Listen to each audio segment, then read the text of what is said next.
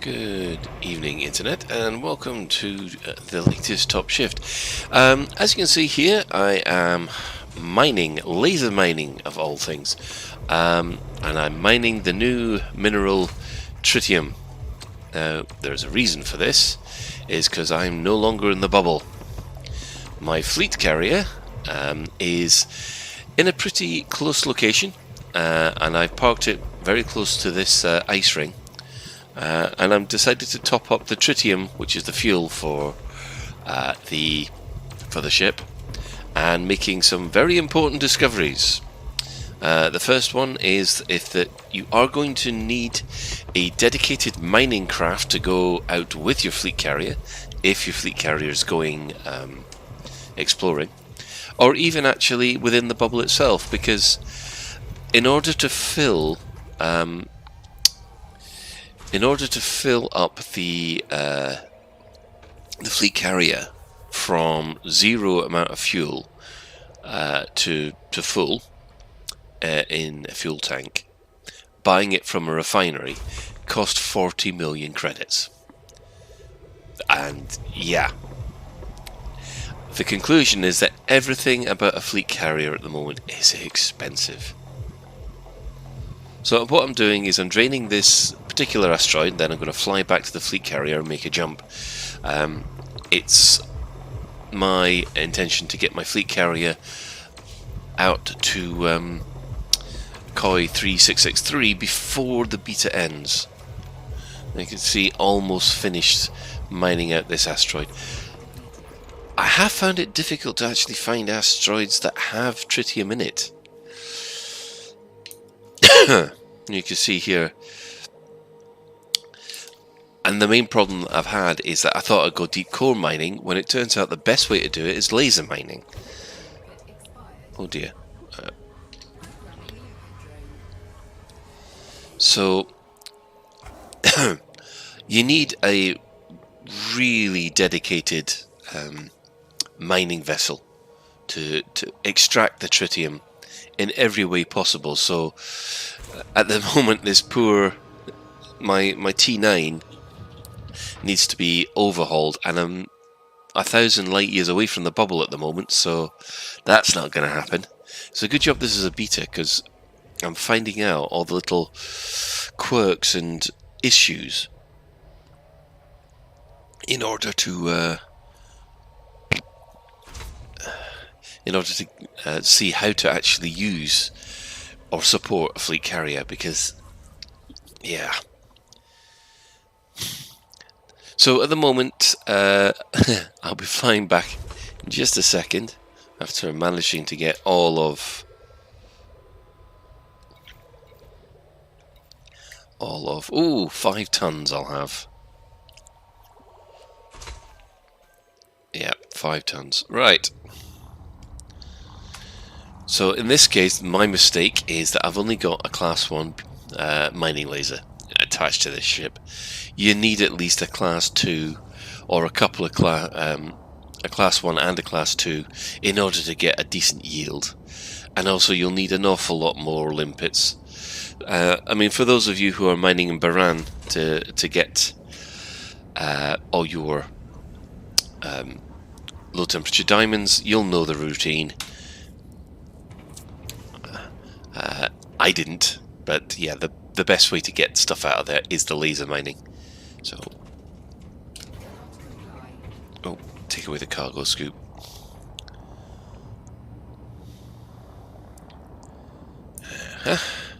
Right. So that is my carrier. And once we're clear on mass lock, oh, look at that. Can't get to it. Frameshift drive charging.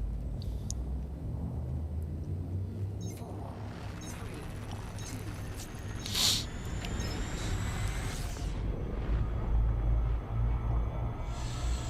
So like I said, I am quite a way out at the moment from the bubble. There's the bubble over there, and that's where I'm heading. So like I said, we're going to make a jump. I brought a lot of ships with me, but I didn't bring as much mining equipment as I should have done, which is always an issue. I must admit, I'm finding things a little bit jerky, a little bit not as smooth as normal.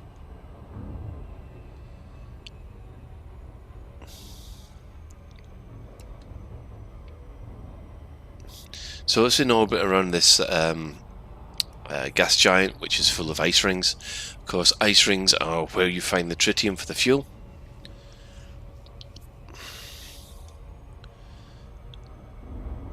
And I'm hoping we've got enough to make it to Koi 336. Like I said, I spent an absolute fortune. I got a real shock at how much tritium costs in the from the refineries, for almost 40,000 credits a ton. It's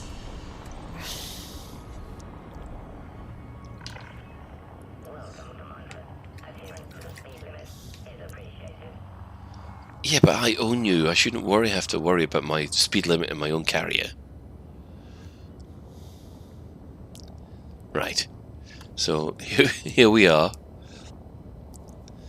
I'm not going to mention the name. I think I was being a 12-year-old at the time. But I will admit that, as usual, Frontier have done a bang-up job of the detail. It's a pretty looking ship. It definitely has some Battlestar Galactica vibe to it. And I do like the flight deck. You got these little, what looks like landing and takeoff ramps on both the ship, on the fleet carrier rather. I do like that nice little touch. So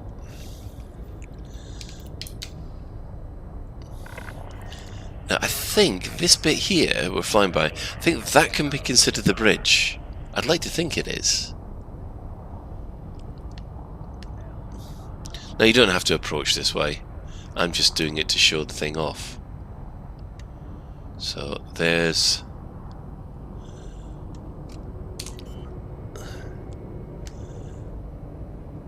So you got these arrows here. It's like, this is your landing deck. This is the way you approach the ship.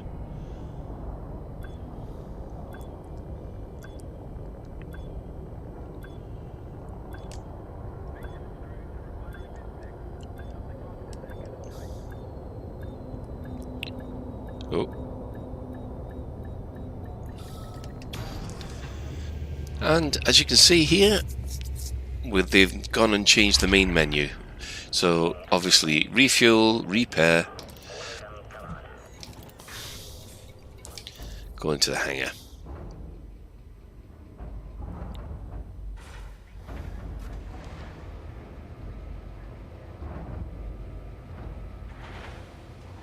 With a nice set of adverts as well, which change every time.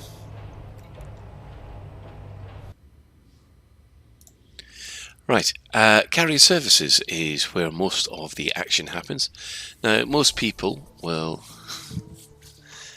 be familiar with this. Now, as you can tell, I got this in the beta Blowout, which is when they've lowered the price of the carrier temporarily to 1 million credits instead of 5 billion, and everything costs 100 credits. But they've kept the running costs the same, so yes, it's quite scary.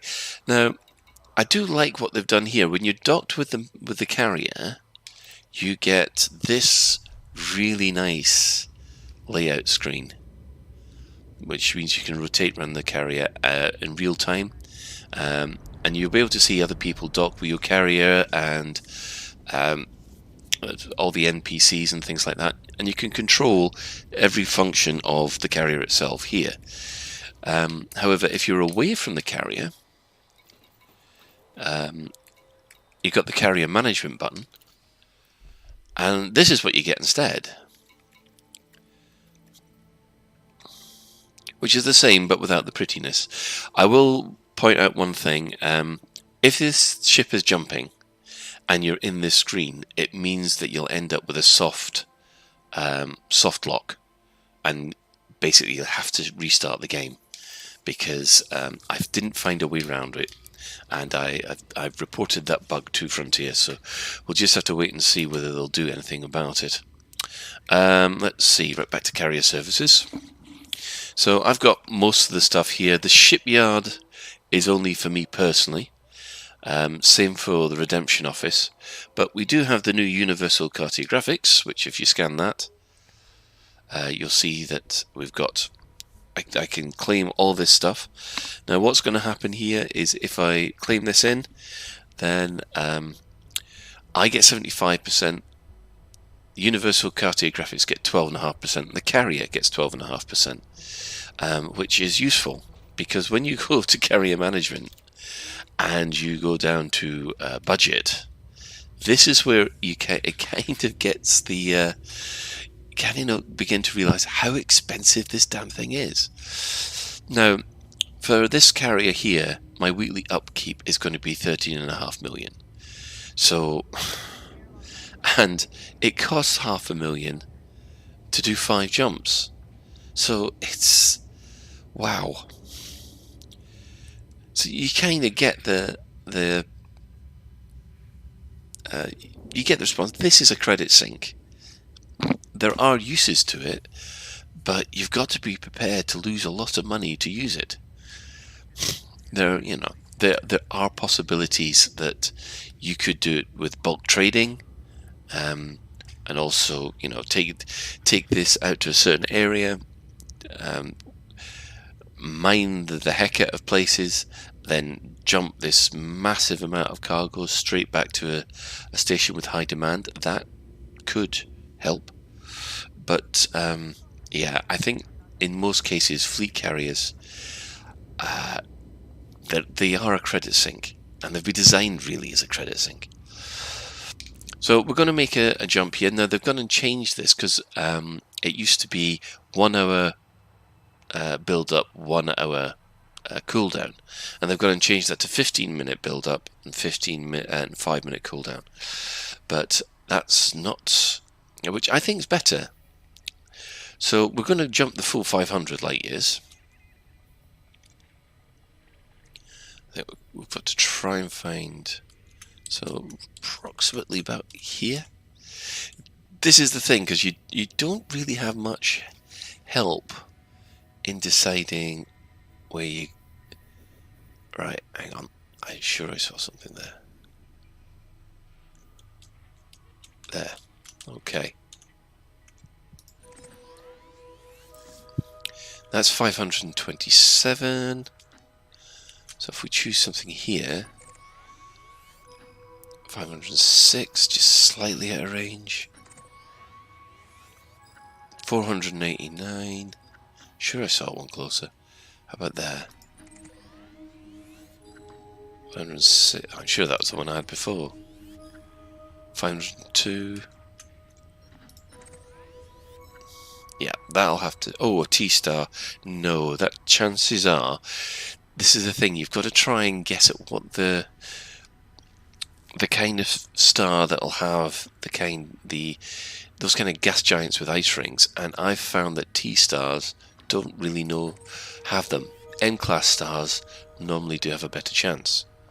So once you've chosen your place to jump, bookmark your location, and away you go. Now most of this time you are jumping in the dark. You see, right, we've now got a jump timer in the bottom there, and I think just go through some of the features and then cut away. Most of the stuff that you'll find out how to use it for, you'll find in the pilot's handbook. They've gone and put an awful lot of more stuff in there to really help. Now the livery and settings is quite interesting. Because that implies that there are a whole load of extras coming to which are going to be attached to this fleet carrier. But there's nothing there just yet. Oh, hang on. Are we getting a visitor?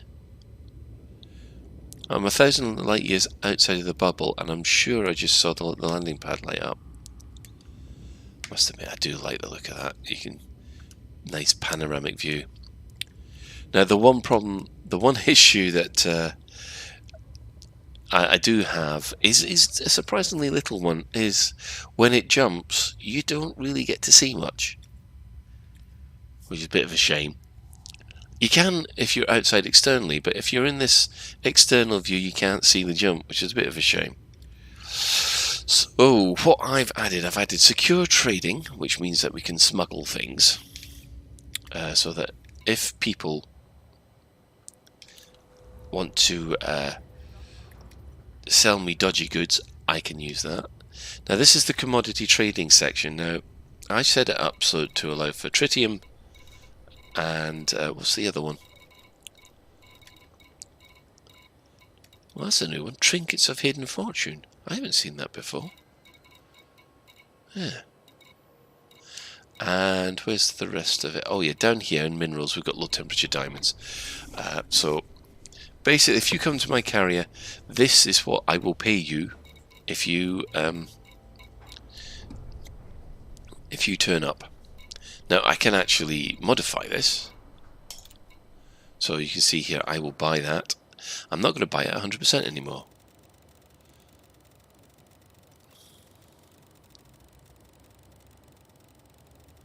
This bit does take a while. So I'm going to buy it at 50%, like that. So if people turn up, I will buy them off. I'll buy things off you at a certain rate, and of course, at that point, I can then jump to somewhere that's a lot more profitable and make money off the back of that.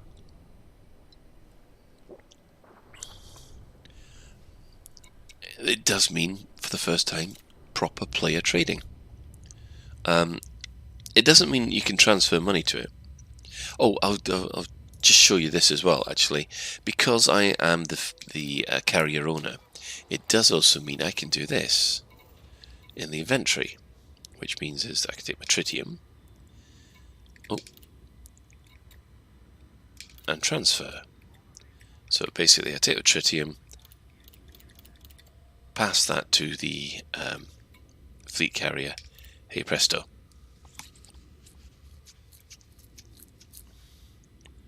All done.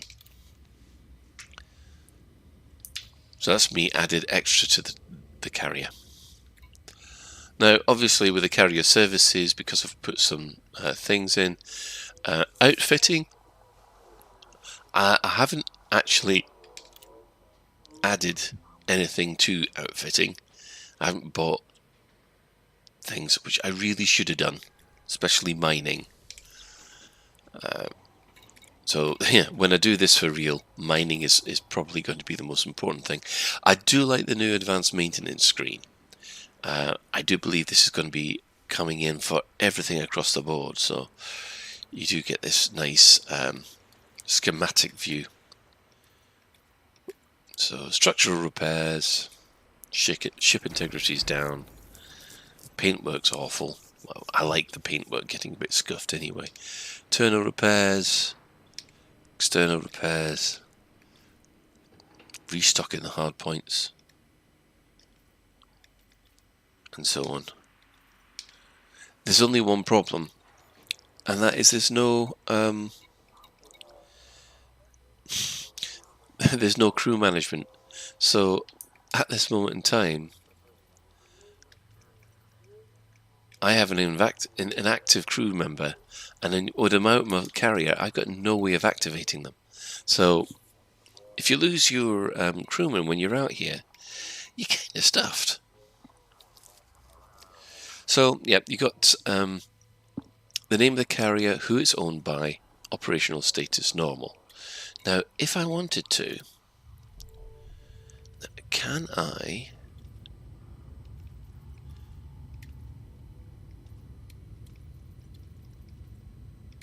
summary? Here's the summary, budget, carrier services. Now this is where I handle my carrier services. Now, shh. sure there's somewhere where I could. So I could suspend this service because basically at the moment I don't need the secure warehouse. I do need the universal cartographics, but I can't uninstall the facility. You can only uninstall and install facilities in certain systems. So if you're out in the black, then you can't do anything about it, so to speak. However, that's just dropped my weekly upkeep to under 13 million, which is good. Now, the main issue with fleet carriers are not how good they are, or how easy they are to use. It's what people are going to do with them. And that has caused a bit of debate on the forums. I mean, I've got an idea that I do want to take it as a exploration support craft, which is fine. But there's an awful lot of people then who just don't seem to see the potential yet. I know with the Redemption Office, that means that you could take this fleet carrier out to a highly populated, let's say, Thargoid system, and that would be a base of operations for the Anti-Xeno Initiative. We've had people mention that they can take it as big, using it as big trade runners, so go to one place where item is cheap, transfer up to 25,000 tons, and then jump to somewhere else that will pay out a lot more money for it. Some people have said it would be good to use as smuggling bases. And there's even an organisation which have decided that they want to basically set up a carrier in each of the sectors of the galaxy. So if we just pop to the codex, I'll show you what I mean. See, each of the galaxy is split up into each of these sectors, and what they're planning on doing is putting at least one carrier in each of these sectors, which will be expensive. Now, one of the other things that I'll point out is that lockdown in 5 minutes. Yeah, that's a point. 5 minutes to jump. If your ship's on the surface, it drags you under, so that you're put in here. Now, this is the donate tritium deposit. This is where any commander can donate tritium to your ship, and it goes straight into the fuel tanks. So I should point out that you can actually store up to thousands of tons of tritium in the ship itself, which of course you could, but only the ship commander can actually transfer that to the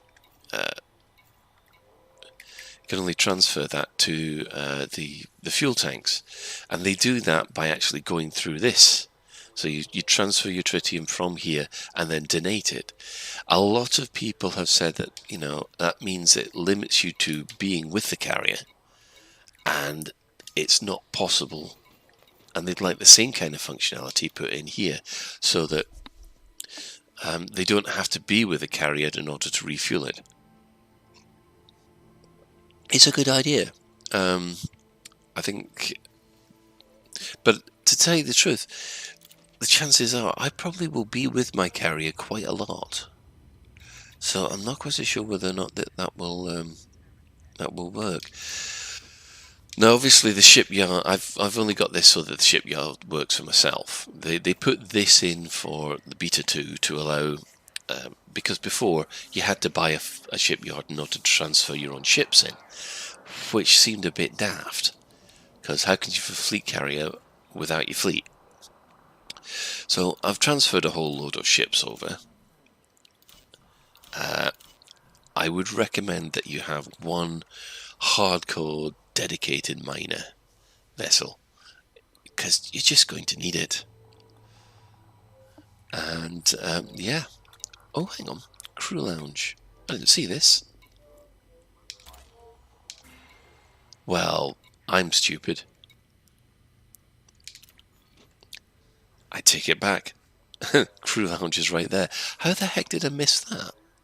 Anyway, so we've got 5 minutes to our jump, and I will just wait until we're ready to go so that we can see the jump. So here we are, we're ready to go. One thing that you can do while this is ramping up is you can actually, you look around your carrier like this. Everything else has been disabled because we're about to jump. And this is one little niggle about fleet carriers so far. I mean, as you can see, the sound is amazing. They've already taken off 15% of my fuel, and we're ready to go.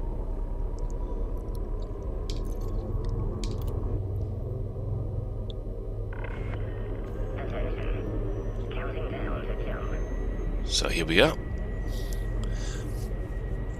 3, 2, 1, and that's it. You are put into the hangar, and all you've got is the sounds.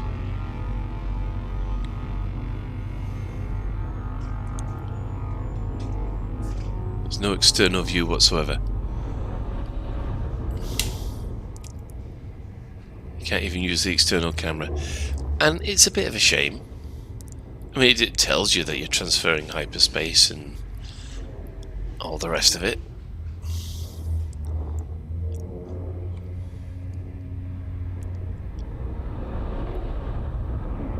And we're exiting the hyperspace portal.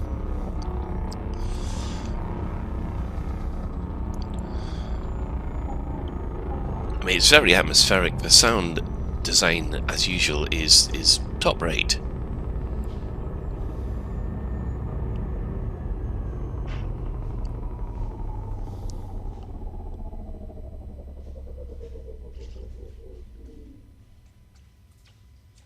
And bingo, we are now in a new system. I got no idea where in that new system, and I must admit at this point there is a little bit of sense of anticipation about where we are. So there's obviously a star, but until I actually head out in my ship, I've got no idea what's out there.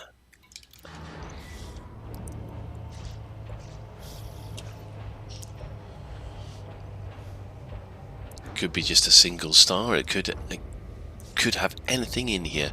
This is actually exploration at its best. Do a bit of a Top Gun. Oh, maybe not. That's not how you do Top Gun. That's how you do Top Gun.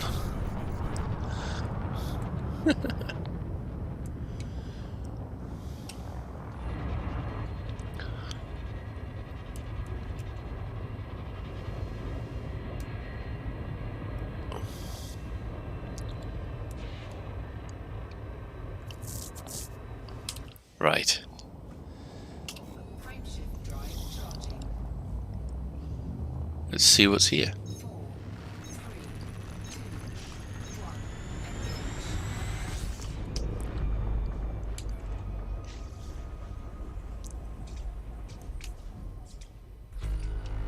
1. 9 bodies, a reasonable system. Oh, could there be an Earthlike? Can't, surely not. No, rocky ice world. No gas giants though, which is a bit of a worry.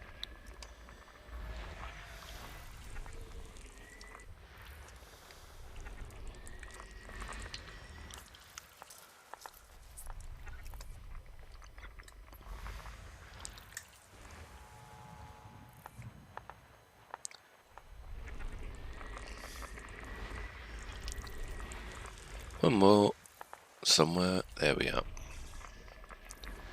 System scan complete. Actually, it's a pretty boring system by the looks of it. Nothing there to report. So I think we can quite safely head back to the carrier. Now, what I would normally do at this point is that I would then start scouting around other systems to look for places with gas giants, so that I would find somewhere where I could refuel the ship, or refuel the carrier, so to speak. But as far as I'm concerned, I think that'll have to do for the moment.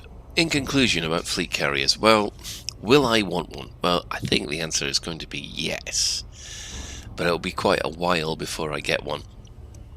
Am I impressed with them? I think I am. It's not something that I'm jumping at to go, yes, I want one right now. But I can see that I'll be able to use one in the future. The main issue is coming up with scenarios or use cases for the fleet carriers. At the moment, the only thing that I can think of is exploration, but I'm quite sure that other members of the community will come up with creative uses for these fleet carriers. So what I'm going to do is I will end this here. I'll also show you what a jump in a fleet carrier looks like from external, using some footage that Frontier supplied. But that's it. Thanks for joining me, and we'll be back to the power play playthroughs from next week. Good night.